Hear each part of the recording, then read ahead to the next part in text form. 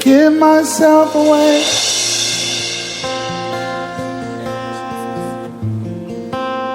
I give myself away so you can use me. I give myself away.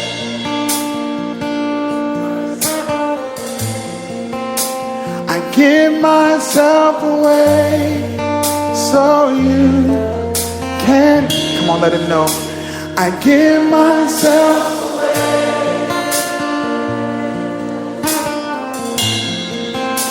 I give myself away so you can use me. I give myself away. What would happen if a generation embraced this? Come on, tell him, here I am. Oh, you're probably. Nous bénissons davantage le Seigneur pour sa grâce et sa fidélité ce matin. En ce premier dimanche de l'année 2025, il nous fait grâce et il nous conduit dans ce culte de célébration de sa gloire jusqu'à ce moment du partage de sa parole. Amen. Alléluia. Nous ne pouvons que lui être reconnaissants pour tout ce qu'il fait. Notre vocabulaire, notre grammaire sont très insuffisants pour pouvoir exprimer à sa juste valeur ce que Dieu fait pour nous. Pourquoi nous pouvons tout simplement lui dire et merci de tout cœur. Alléluia. Nous saurions oublier de saluer nos très chers téléspectateurs qui disposent des précieuses minutes de leur temps pour suivre nos messages. Bien-aimés dans le Seigneur, nous vous encourageons davantage et nous vous disons que le temps que vous disposez à nous suivre, que ce soit sur Facebook ou alors que ce soit sur YouTube, par notre chaîne Team Secours des Âmes TV, n'est pas une perte. Alléluia. C'est plutôt un gain du temps. Et le Seigneur qui est fidèle, plus encore qui est parfait, utilisera parfaitement ce temps que vous lui disposez pour œuvrer selon ses plans parfaits d'amour. Amen. L'homme nous remet entre les mains du Seigneur. Nous accorde encore ce matin la grâce d'avancer au travers du partage de sa parole. Nous prions. Dieu de fidélité, de gloire, nous élevons, nous bénissons. Au nom de Jésus-Christ de Nazareth, nous tournerons en ce matin et reconnaissons la grâce que tu nous fais, Seigneur notre Dieu, la grâce que tu nous fais d'être présent dans ta maison, la grâce que tu nous fais de pouvoir opérer ce premier dimanche de l'année, entendre ta parole, oh Dieu. Seigneur des Seigneurs, notre roi, donne-nous encore selon ta vie, un cœur et des oreilles disciples. Permets-nous, notre roi et notre Dieu, de saisir, Seigneur, notre roi, ta pensée, surtout encore de la garder en cœur et la mettre en pratique, à la gloire de ton Seigneur, ta profit, et nous, au nom de Jésus-Christ de Nazareth. Amen. Amen. Nous asseoir, bien-aimés. Par la grâce du Seigneur, ce matin, nous tirerons édification sur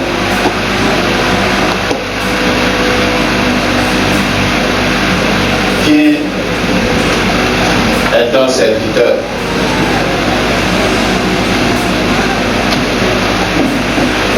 Alléluia. Amen. Qui est un serviteur. Nous voulons pas laisser parler du serviteur de Dieu que Dieu recherche. Amen. Amen. Et par extension, tout autre serviteur. Parce qu'avant tout, nous sommes des serviteurs de Dieu. Chacun sa part, chacun à son niveau. Alléluia.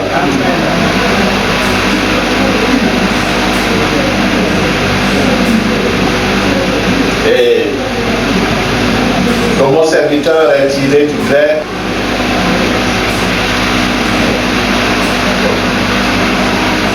Diakonos.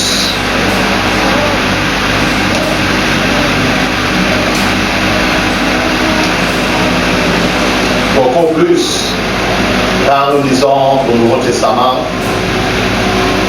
C'est ce mot grec qui est beaucoup plus utilisé. C'est vrai qu'il y a d'autres mots utilisés par rapport au serviteur, mais ici nous parlons du serviteur de Dieu. Et ce mot diaconos est un office se rapportant à l'activité pour Christ. Diaconos est un office se rapportant à l'activité pour Christ.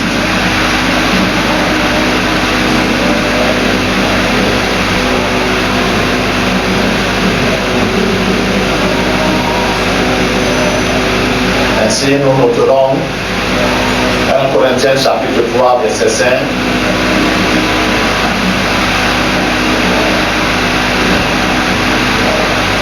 Et Colossiens chapitre 1, verset 7, que vous lirez en vos temps libres.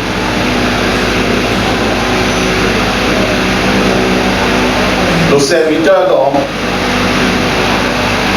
est toute personne qui se soumet à une autre. Nous sommes à la définition de serviteur, c'est que le dictionnaire dit. C'est toute personne qui se soumet à une autre pour lui rendre service.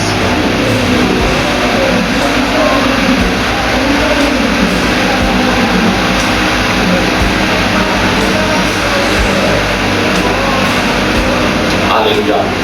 Amen. Une personne qui se soumet à une autre pour lui rendre service. À proprement parler,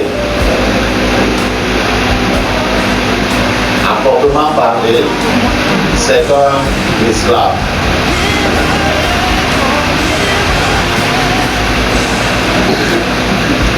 Amen. Ce qui veut dire que le serviteur de Dieu est un esclave de Dieu. Évangile selon Luc au chapitre 17, nous lisons du verset 7 au verset 10.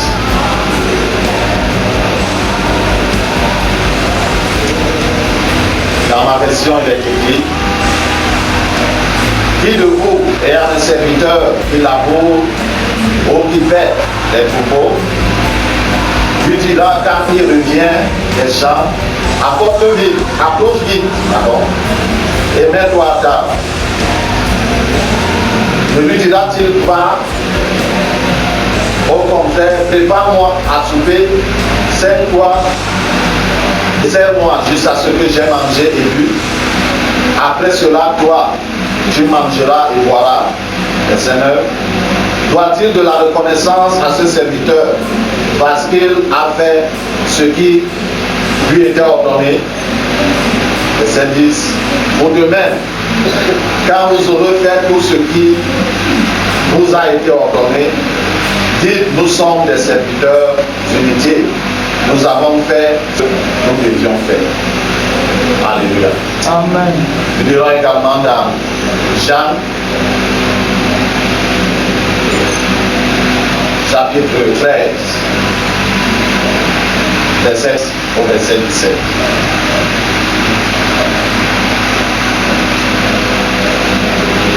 Jean chapitre 13, verset 13 au verset 17. Vous m'appelez Maître et Seigneur et vous dites je le suis. Si donc je vous ai lavé les pieds, moi, le Seigneur et le Maître, vous devez aussi vous laver les pieds les uns aux autres. Car je vous ai donné un exemple afin que vous fassiez comme je vous ai fait. En vérité, je vous le dis, le serviteur n'est pas plus grand que son Seigneur, ni l'apôtre plus grand que celui qui l'a envoyé. Si vous savez ces choses, vous êtes heureux pourvu que vous les pratiquiez. Alléluia. C'est deux versets ou deux passages que nous venons de lire. Il nous apparaît clairement qui est le serviteur. Je disais tantôt que le serviteur est un esclave. Et le serviteur de Dieu est un esclave de Dieu. Au service de Dieu, pour le peuple de Dieu. Et chacun d'entre nous est serviteur de Dieu à son niveau. Alléluia. Si tu n'apprends pas à être serviteur de Dieu lorsque tu n'as que ta propre vie en charge, il te sera très difficile d'être serviteur de Dieu et ta propre vie en charge et la vie des autres en charge. Parce que notre vie devrait être un service. Amen. En vivant et en nous conduisant selon ses prescriptions, selon sa parole. Ainsi l'esclave pour le volonté. Alléluia. Ça veut dire quoi? Il fait mourir sa volonté pour vivre désormais selon la volonté de qui? De son maître. Et le serviteur de Dieu qui est l'esclave de Dieu fait mourir sa propre volonté pour vivre désormais selon la volonté de Dieu. Même si celle-ci est amère par rapport à lui. Et que Dieu lui dise un beau matin, à partir de maintenant, tu vas commencer à marcher sur un pied. Ce n'est pas facile. Alléluia. C'est difficile pour un être humain de marcher sur un pied. C'est pourquoi lorsqu'on est handicapé, la science a aidé pour qu'on ait les béquilles, pour essayer de soutenir, d'avoir l'équilibre. En tant que serviteur de Dieu, bien soit difficile, pénible, parce qu'il n'a plus de volonté. Il accepte faire ce que son maître, qui est Dieu. Donc le serviteur de Dieu recherche à tout moment quelle est la volonté de Dieu. Lorsque tu commences un temps soit peu à faire les choses selon ta volonté, sache qu'à partir de ce moment-là, tu n'es plus serviteur ou servante de Dieu. Juste à ce que tu te rappelleras, juste je suis sorti des clauses. Parce que c'est un contrat, non? Tout comme un employé et un employeur. Il y a un contrat qui les lie. Il peut être verbal ou par écrit. Et par écrit encore, c'est plus soutenu. Alléluia. Pendant un certain nombre de temps, cette personne n'est appelée qu'à servir cet employeur-là. Si c'est pour 8 heures de temps, ou de 3 heures de temps, ou 6 heures de temps, bref, selon le contrat qui dit les deux personnes. S'il se trouve que pendant ces heures de contrat, pendant qu'elle serait, ou elle devait être en train de servir cet employeur qui est son maître, se trouve en train de servir un autre employeur, ou alors de se servir lui-même ou elle-même, la personne a fait comment? Ensemble, n'a pas respecté le contrat, a brisé le contrat. Le législateur ne suit que ce que Dieu a établi. Alléluia. Le lieu n'a pas impacté. Il ne suit que ce que Dieu a établi par rapport aux lois du travail. Non, ils n'ont pas impacté. Ils ont triché dans la Bible pour mettre dans la Constitution. Alléluia. Or, nous sommes serviteurs de Dieu à vie. Yes. Où nous devions être serviteurs de Dieu à vie. Donc toi qui devais être serviteur de Dieu à vie, et tu te trouves en train de servir un autre maître, ou alors en train de te servir toi-même, tu as brisé le contrat. Parce que tu n'es pas consolé selon les clauses. Et ta répartie. Durant cette année 2025, nous devons apprendre des erreurs des années passées. Alors, parce que plus nous avançons, plus le chemin fait quoi? Devient davantage difficile. Plus nous avançons, plus le chemin. C'est comme l'entonnoir. L'entonnoir est grand au début, non? Mais au fur et à mesure, on descend, on fait comment? Ça se rétrécit. Ça se rétrécit. Ça, quand si tu es en train de utiliser l'entonnoir pour mettre un liquide dans un vase, et que tu ne laisses pas l'entonnoir respirer, on va faire comment? Il va se boucher. Il va être étouffé. Alléluia. Donc pour que nous puissions être en plein accord avec Dieu en cette année 2025 et par la suite, il faudrait que nous marchions selon les clauses. Et les clauses de Dieu qui nous lient avec Dieu, c'est quoi? C'est sa parole. Le Seigneur demande aux disciples et bref à la foule qui était tout autour de lui, lequel d'entre vous, s'il a un serviteur et qu'il rentre les champs, il lui dit, ok, viens, j'ai préparé le dîner, viens monter la table. Ah. Ou alors il lui dit que non, va, j'ai mis l'eau à la salle de bain, va te laver, prends chez toi et viens vite à la table pour le servir. Alléluia. Amen. Amen. Lequel d'entre vous ferait-il cela? Personne.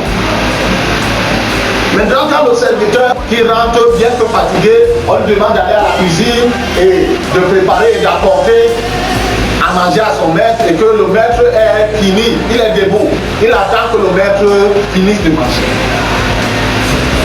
Il passe la table, c'est alors maintenant qu'il peut s'asseoir pour manger. Et il nous dit, vous également qui êtes serviteurs de Dieu, lorsque vous aurez fait ce qui vous a été ordonné, tout le Seigneur nous disait à la veille de l'année 2024 de ne pas faire ce qu'il ne nous a pas ordonné. En cette année, bon, déjà même, c'est pas que Dieu a changé le principe, pour il changer le principe en 2027. C'est ce qu'il a toujours été. Cette année encore, il se donne parce que les deux camps sont visibles. Le camp de Dieu, le camp de la verset. Ces deux camps sont visibles. Et plus nous approchons, plus l'affrontement est inévitable. Tu ne peux pas être au champ de bataille ou en ligne de front et que tu fasses dans ce temps-là ce que ton maître ne t'a pas ordonné. Si Dieu dit que désormais l'épée c'est avec la main gauche et le bouclier c'est avec la main droite, toi tu dis que parce que je suis droitier, je ne peux pas tenir l'épée la main et le bouclier la main droite, tu es en train de te faire du tort. Alléluia. Parce que lui qui ordonne, il exécute ce qu'il a ordonné au travers des serviteurs qui lui sont dévoués, disponibles. Donc le maître, il a laissé l'exemple aux disciples. Ça ne veut pas ici dire que nous devons nous laver les pieds les uns les autres. Eux, ils se lavaient les pieds parce qu'ils sont sur une terre désertique. Et ils n'avaient pas les chaussures fermées comme nous en avons de nos jours. Lui et moi, j'aime les chaussettes, j'aime les chaussures. Et je viens, tu me dis, tu laves mes pieds sont sales. Est-ce que mes pieds sont sales? Non. Même si j'entre dans la boue, les chaussures couvrent mes pieds, non. C'est pas. Le Seigneur a lavé les pieds des disciples. C'était la tradition, la coutume. C'est la coutume dans le Moyen-Orient. Bref, dans toute terre où il y a des désertiques. Et plus encore en leur temps, ils marchaient avec les sandales, les corps. Bien aimé dans le Seigneur, il leur a lavé les pieds. Il leur a dit, tel que je vous ai fait, vous devez vous le faire les uns les autres. Tel que je vous ai rendu service. Le serviteur est appelé à servir. Et à servir Dieu au travers des hommes. Yes. Nous, le Seigneur, plus loin, lorsqu'il parle de la récompense, quel est ce serviteur qui donne quoi? Qui donne la nourriture aux gens de sa maison à temps? Qui ne se met pas à fouetter les gens qui lui sont à charge